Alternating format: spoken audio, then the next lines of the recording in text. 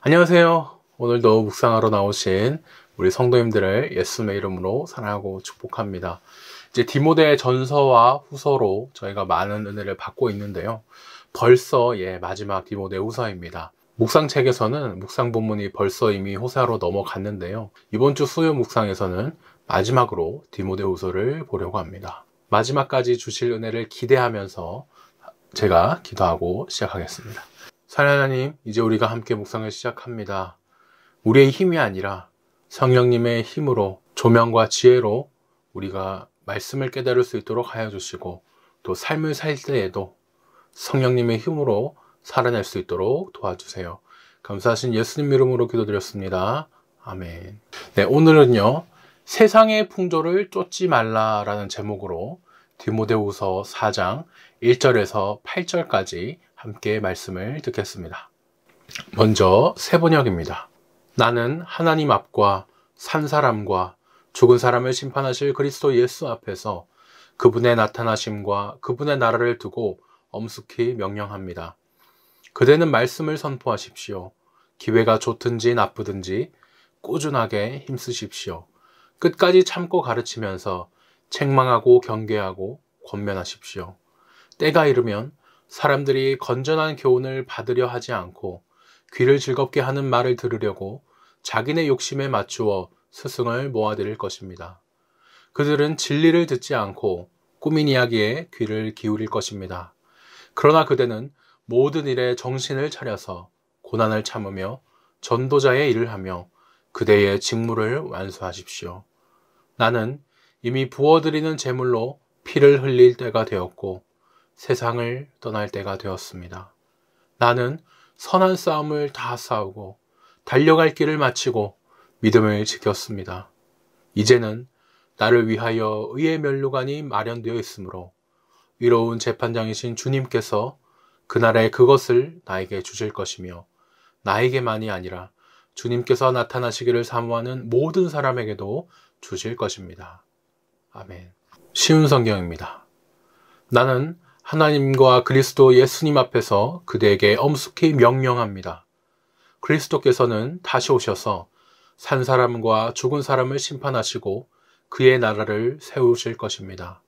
그대는 어떤 형편에서든지 항상 말씀을 전하시오. 끝까지 참고 가르치면서 사람들을 책망하고 꾸짖어 올바로 살도록 권하시오. 사람들이 바른 교훈을 듣지 않고 오히려 자기 욕심을 따를 것이며 자기들의 귀를 즐겁게 하는 교사들의 말을 들으려고 그들에게 모여들 때가 올 것입니다. 그들은 진리를 외면하고 쓸데없는 이야기에 귀를 기울일 것입니다. 그러나 그대는 모든 일에 자제하며 고난을 견디며 전도자의 일을 하며 맡겨진 직무를 완수하시오. 이미 하나님께 제물로 드려진 나에게 세상을 떠날 때가 가까웠습니다. 내가 선한 싸움을 싸우고 모든 일을 다 마치고 믿음을 지켰으니 이제 남은 것은 의의 면류관을 받는 일뿐입니다. 이것은 의로우신 재판장이신 주님이 재림하시는 날에 나에게 주실 것이며 나에게만 아니라 주님이 다시 오시기를 사모하는 모든 사람들에게 주실 것입니다. 아멘. 마지막 메시지입니다. 그대에게 이 점을 아무리 강조해도 지나치지 않을 것 같군요. 하나님께서 그대를 지켜보고 계십니다. 그리스도야말로 모든 산자와 죽은 자에게 최종 판결을 내리는 재판장이십니다. 그분께서 그의 통치를 펼치려고 하시니 그대는 메시지를 힘차게 선포하십시오. 마음을 놓지 마십시오. 그대의 사람들을 자극하고 훈계하고 설득하십시오. 절대로 멈추지 마십시오. 그 일을 단순하게 지속하십시오. 그대는 사람들이 건전한 가르침을 싫어하고 영적 불량식품, 즉 자신들의 기호에 맞는 변덕스러운 의견으로 배를 채우려고 할 때가 온다는 것을 알게 될 것입니다. 저들은 진리를 등지고 헛된 망상을 쫓을 것입니다. 그러나 그대는 하고 있는 일에 시선을 고정하여 좋은 시기든 힘든 시기든 메시지를 살아있게 하며 하나님의 일꾼으로 그대의 일을 빈틈없이 하십시오. 그대가 이어받으십시오. 나의 죽을 날이 가까웠고 나의 생명은 하나님의 제단에 제물로 드려졌습니다. 이것은 참으로 달려볼 가치가 있는 유일한 경주입니다. 나는 열심히 달려서 이제 막 결승점에 이르렀고 그 길에서 믿음을 지켰습니다. 이제 남은 것은 환호소리, 곧 하나님의 박수갈채 뿐입니다. 그것을 믿으십시오. 하나님은 공정한 재판장이십니다. 그분께서 나뿐 아니라 그분의 오심을 간절히 기다리는 모든 이들에게도 공정하게 대해 주실 것입니다. 아멘.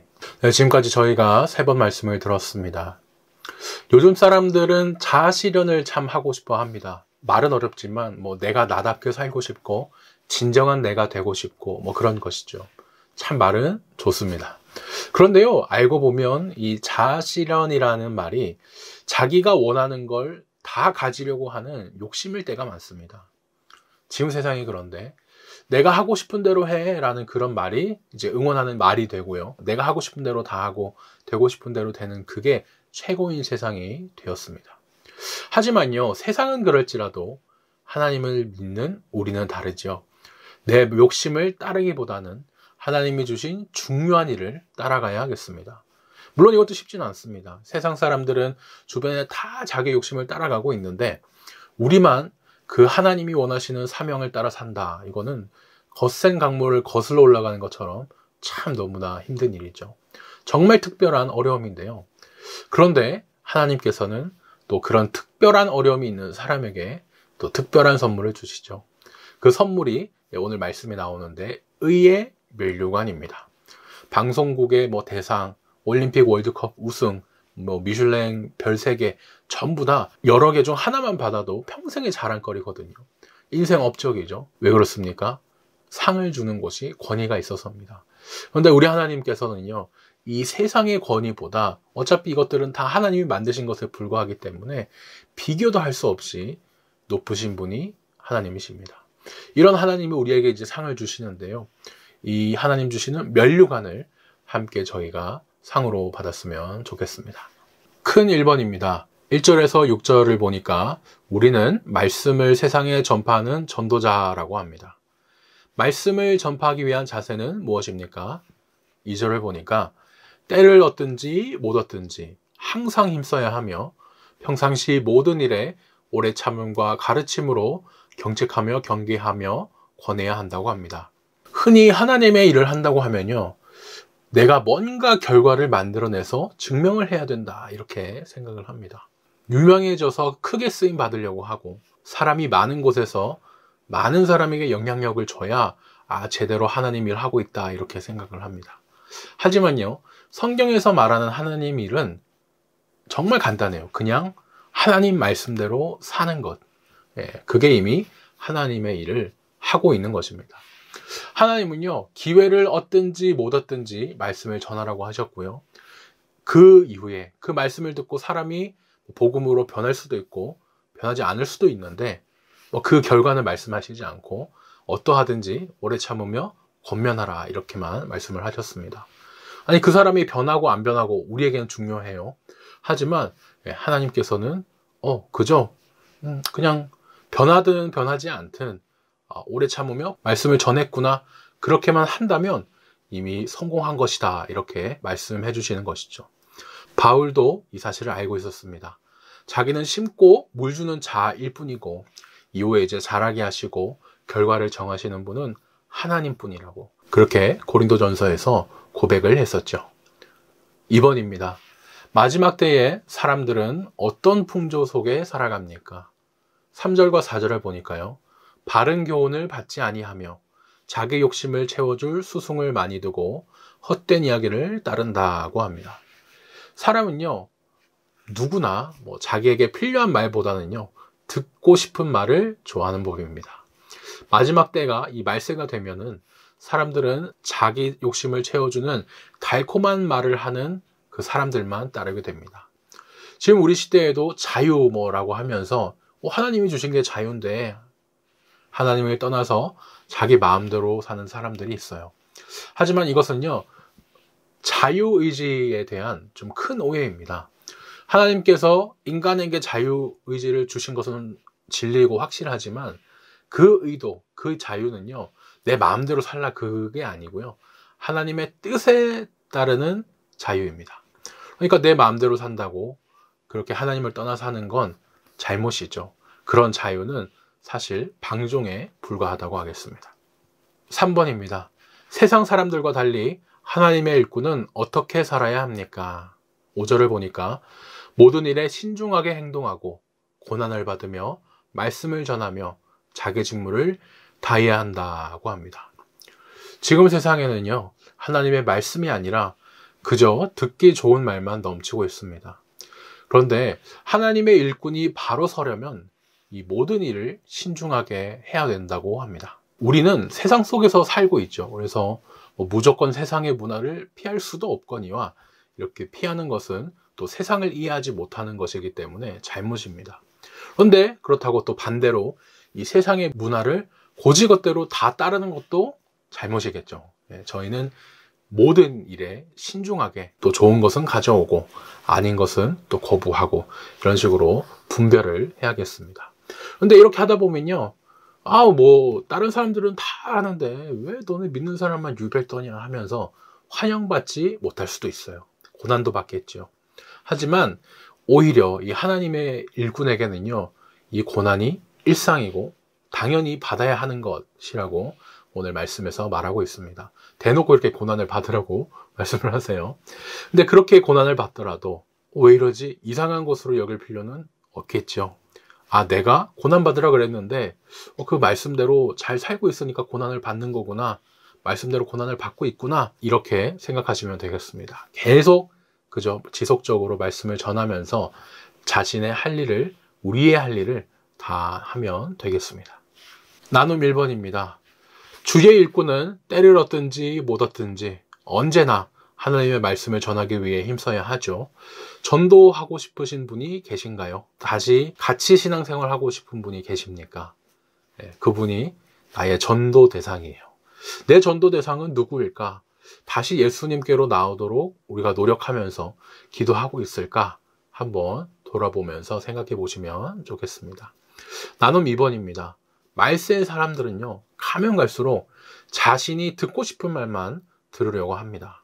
오늘날 이 신앙과 거룩함을 파괴하는 달콤한 거짓 유혹, 이 교훈에는 무엇이 있을까 생각해 보면 좋겠습니다. 큰 2번입니다. 6절에서 8절에서는 바울이 지난 삶을 회고하고 앞날을 바라보고 있습니다. 바울은 자기 삶을 돌아보며 뭐라고 고백합니까? 7절에서는 선한 싸움을 싸우고 달려갈 길을 마치고 믿음을 지켰다고 합니다. 사도 바울은요, 지금 차가운 감옥에서 죽어가고 있습니다. 이 날이 더 추워지자 이제 몸도 더 버티기 힘들어져서 디모데 보고 외투 좀 가져와 달라, 얼굴도 보고 부탁을 하죠. 이제 편지로 이렇게 유언을 이제 쓰고 있는 것인데요. 대부분의 경우 이게 자신이 죽을 운명이라는 것을 알면 사람들은 이제 절망하거나 두려워하거나 허탈하기도 하고 내가 왜 죽어야 돼 이렇게 화내기도 합니다. 그런데 지금 바울의 모습을 보십시오. 정말 오히려 이 막 두려워하거나 그러기보다는 할 거 내가 다 끝나간다. 이제 좀 쉬겠구나. 마라톤 경주를 다 마치고 내가 이제 상 받는구나. 그 금메달을 기다리는 영광과 환희에 차 있습니다. 참 초대교회에서 바울만큼 큰 역할을 한 사람이 없거든요. 물론 그것도 우리 하나님이 능력을 주신 것이지만 바울 스스로도 얼마든지 뽐낼 만도 했습니다. 하지만 바울은요, 내가 뭐 히브리어, 그리스어, 라틴어 몇 개 국어를 하고 뭐 몇 개 도시에 가봤는데 뭐 교회를 내가 몇 개 개척 막 그러지 않습니다. 결과가 아니라 말하는 거 딱 하나, 그저 내가 할 일을 다 마쳤다. 그 끝까지 지킨 믿음과 충성을 얘기를 하죠. 그러면서 그것으로 인해서 내가 끝까지 믿음 지키고 충성하고 할 거 다 했다는 그것만으로 큰 상 받을 것을 기대합니다. 바울이 지금 디모데에게 이 얘기를 왜 하겠습니까? 디모데야, 너도 마찬가지다. 지금 상황이 참 힘들지만 그래도 날 보고 본받아서 끝까지 너도 네 할 일을 다 해라. 끝까지만 해도 잘한 거고 영원한 상이 있어. 이렇게 말씀을 하고 있는 것이죠. 디모데 뿐이겠습니까? 하나님의 말씀으로 기록된 성경이니까 우리 모두에게 또 주시는 말씀입니다. 2번입니다. 바울은 자신처럼 주의 나타나심을 사모하는 자들에게 무엇이 예비되어 있다고 말합니까? 8절을 보니 의의 면류관이 예비되어 있다고 말을 합니다. 2004년 그리스 아테네 올림픽에서 금메달을 하는 선수에게 면류관을 1등 선수에게 줬었습니다. 바울 시대의 면류관이 바로 우리 시대의 금메달과 같이 1등을 우승을 축하하는 것이기 때문이었죠. 세상에 볼 때는요, 온갖 고생할 거 다 하고 이제는 죽임까지 당하는 바울은요, 철저한 패배자입니다. 사회 권력에 대들지도 못하고 너무나 힘없이 그렇게 바보같이 당하는 모습이죠. 하지만 그렇다고 정말 그 바울이 패했고 세상이 이긴 겁니까? 아니죠. 축구, 야구 할 것 없이 참 재밌는 것은 끝까지 봐야 그 진정한 승자를 알 수 있다는 것이죠. 바울이 오늘 말씀에서도 말세라는 얘기를 했는데요. 예수님이 다시 오시는 그 말세에, 마지막 때에 삑 하고 그제서야 이제 종료 휘슬이 불립니다. 예수님 다시 오시고 불리는데 그때 누가 이겼겠습니까? 결국에 영원한 승리하는 사람, 또 최후 승리를 하는 사람은 바울이겠죠. 우리입니다.